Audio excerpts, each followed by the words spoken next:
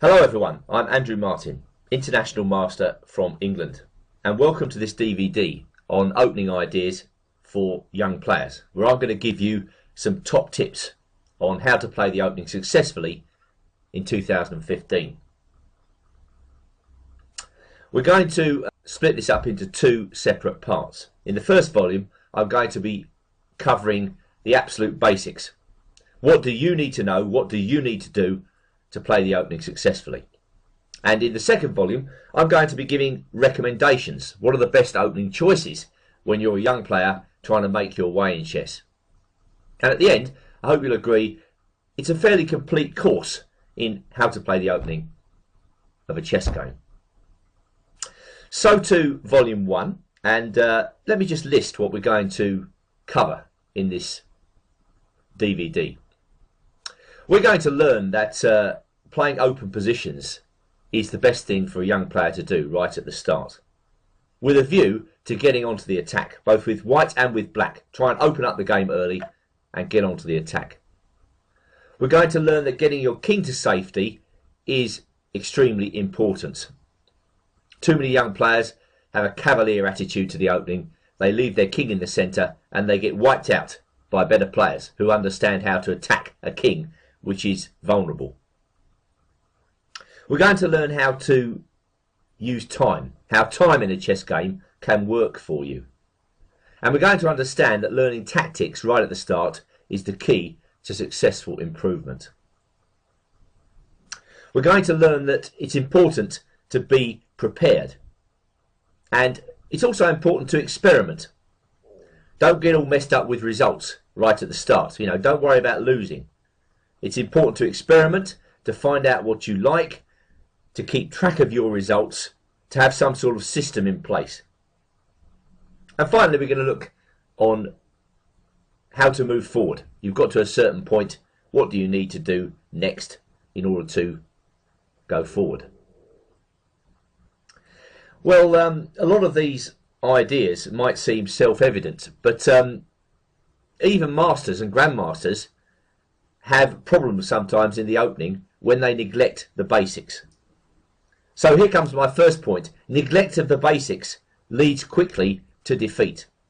And so let's just now review the basic ideas of the opening. Okay, number one, control or occupy the centre of the board at the start of the game.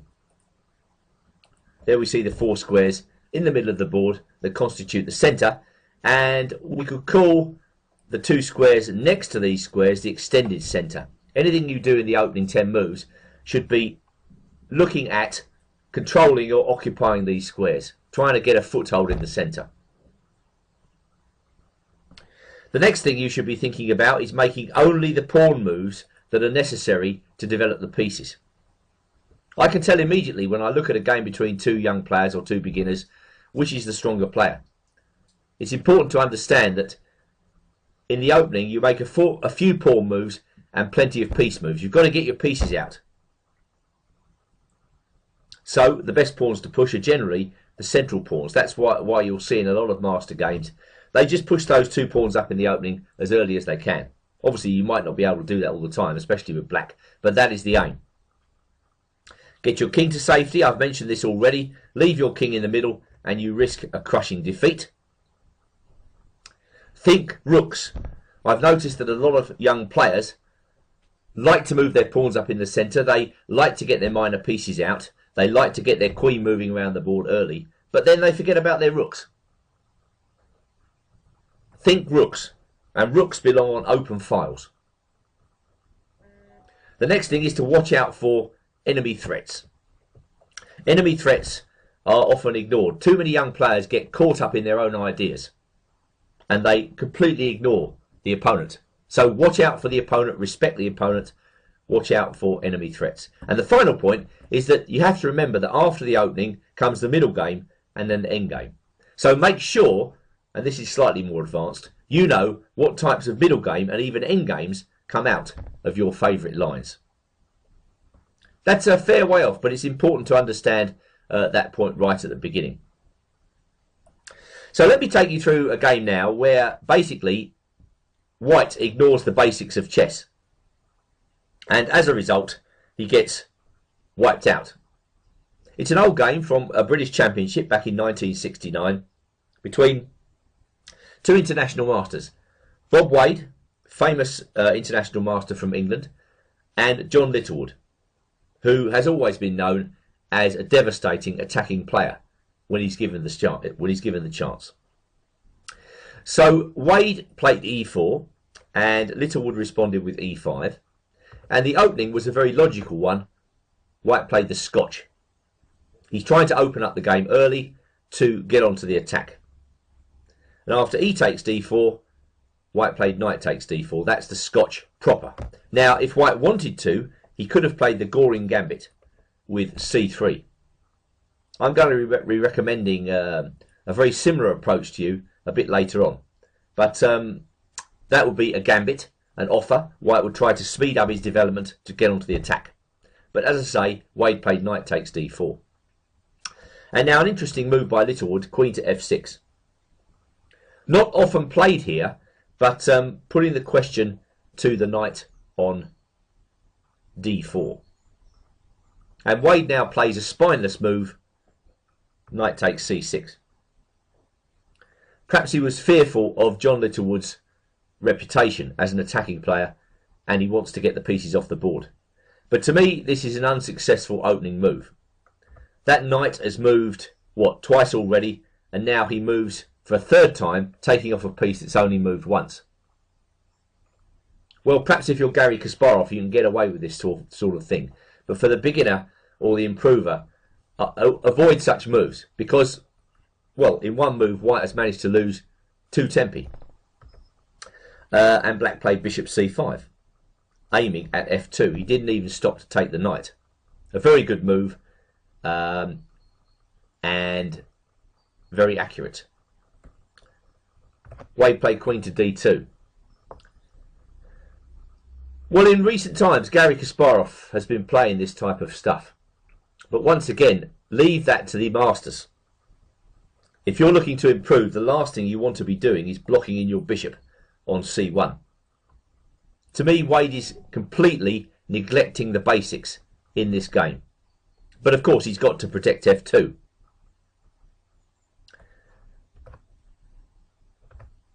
So Littlewood played queen takes c6. Very logical, avoiding double pawns. And finally, Wade starts to get the pieces out. Black brought his knight out, and now both sides castled. And now White played queen to f4. Another move which he probably thought was necessary to let his bishop out, but at the same time, a second move with the queen. I'm sure when White looked back on this game, he thought to himself, well, I'm neglecting the basics. I moved my knight 3 times in the first 5 moves. I've moved my queen twice in the first 9 moves. What am I doing for my pieces on the queen side? Don't get caught in the same trap. Get your pieces out quickly. Don't muck around moving the same piece more than once if you can help it. Littlewood played b6. Very logical idea, a very good idea, stationing the bishop on an active square. And now we see that Littlewood is thinking about attacking the white king. All his pieces are pointing down the diagonal towards that king. So it's a question of how he manages to get the diagonal open for his queen. At the moment, White's pawn on e4 is in the way. So Black would very much like to get rid of it. Bishop d2. Well, one of the things you can do when you're under attack is to exchange off the attacker's pieces. So, for me, bishop e3 was a much better move. That bishop on c5 is very aggressive. It's pointing at the white king, so get it off the board. One less thing to think about. Once again, Wade seems to have no sense of danger in this position, just playing bishop d2. And now Black thinks rooks and brings the rook into the centre. So all pieces in play now for Black. And Wade decides to do the same. Bishop d4. An interesting move. Could Black be thinking about somehow taking that pawn? He's got enough pieces trained on that pawn. His knight is hitting the pawn. His queen and bishop hitting the pawn, and his rook is also hitting the pawn. Perhaps Littlewood is thinking about taking that knight off at a certain point and then whipping off the pawn on e4. So perhaps that's why white plays queen to g3. And now the point of that is, of course, if black goes through with the same combination, going in to win a pawn, white has queen takes g7 checkmate. So by using tactics, Wade has avoided the first threat. But now comes another good move by black. Rook to e6. And that is a very good move indeed. What is the point of it? Well, I think there are 2 points. The first one is that the rook comes into active play, and black might be thinking about doubling up rooks on the e-file, which once again attacks that pawn. But there's another point, which is, I think, quite well hidden. The idea is to use the rook for aggression against the g2 square. So black could be thinking about moving this knight from f6 and then coming across to g6 with his rook to hit g2. And this is a very dangerous plan for white to meet. For instance, if white went bishop h6, let's say threatening checkmate himself on g7, then black would answer that by playing knight to h5. And suddenly black is winning. He's not only attacking the queen, he's defending against the mate backwards, and he's attacking the bishop on h6. So white will be in serious trouble after that move. Wade comes in with knight b5, perhaps attacking c7. Littlewood takes on b2. After all, the bishop was attacked. And now rook b1. Well, once again, I don't think Bob Wade was on form that day. What he should do is play queen takes c7. Perhaps he didn't do it because of knight takes e4. But then perhaps white can escape the worst by taking on c6. Black recaptures with his bishop and then playing bishop b4. A confusing position arises where white is attacking the rook and the pawn on a7, but black has good pieces in the centre of the board.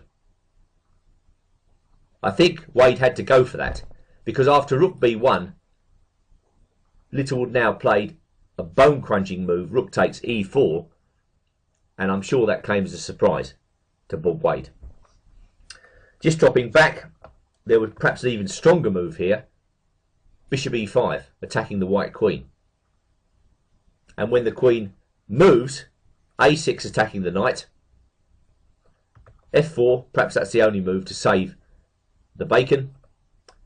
Black takes on b5, white takes on e5, rook takes e5, bishop f4, and now rook to h5. All of black's pieces are now suddenly very active, and he's looking forward now to taking that pawn. Finally, the long diagonal is open. So going back to the game, that was a very good alternative to Littlewood's excellent move, rook takes e4. You'll see later on in the DVD how important tactics are, and Littlewood was a master of tactics.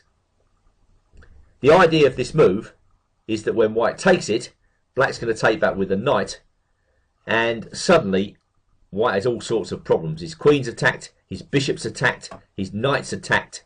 There are veiled threats to g2. Queen takes c7 perhaps is the only move, and now knight takes d2. Black wins material. So going back to the game, white tried f3. Now came bishop e5, another tactical move. White decided to play some tactical ideas himself. Knight takes e4. What's happened is that in this position, white essentially has too many pieces under attack. He goes back to e1 to cover his attacked bishop. Another variation, if he'd taken the bishop on e5, black takes on d2, forking the rooks. If queen takes pawn, we take on f1. And if king takes f1, bishop a6. And in the end, the pin is very nasty for white. So queen to e1. Black happily takes off the bishop. White recaptures. A6. The knight comes back. And now queen to d6. Again, working with tactics. A fork. Black's hitting the knight and the pawn on h2. And also a pin. The knight is pinned against the white queen. White protected himself. Black took on h2. Thanks very much for the free pawn. And the bishop came to d5. Really crushing bishops in this game. Queen came into g5. Black went queen to c5. White went queen to h4. Bishop came back to e5. Look at those bishops in the middle of the board. Fantastically strong. King went back to g1. Littlewood played f5, freeing up his rook. c4, a rather desperate move. And bishop takes c4 was the last move of the game. Wade decided to resign this position. He is nominally the exchange up. The exchange being rook worth 5 points for a minor piece worth 3.5 or 4 points. But at the same time, look at the pawns. Black has 7 pawns to White's 3. So Black is massively ahead in the material. White's king is open to the 4 wins. Wade decides to resign. So what are the lessons of that game? Well, I think when we look at that game, we understand that Wade lost because A, he lost time in the opening, B, he failed to understand the opponent's plan, and C, when Littlewood got all his pieces into very good positions, he won the game through fantastic tactical control. So a brilliant game by Black and a nice introduction to our